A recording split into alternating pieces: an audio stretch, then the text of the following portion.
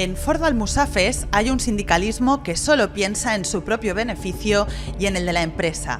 Llevan más de 20 años firmando acuerdos nefastos que nos han recortado derechos y salarios. Ahora acaban de pactar el peor convenio de la historia de Ford Almusafes, un acuerdo que incluye sábados obligatorios, que nos congelará el sueldo durante 4 años y que nos obligará a trabajar más tiempo por el mismo salario a partir de 2025. Un convenio que además no se ha aprobado en referéndum como siempre se había hecho.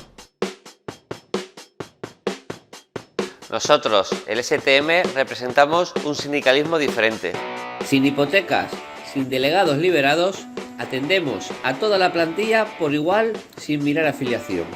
Compañeras, compañeros, ha llegado el momento de pasar a la acción.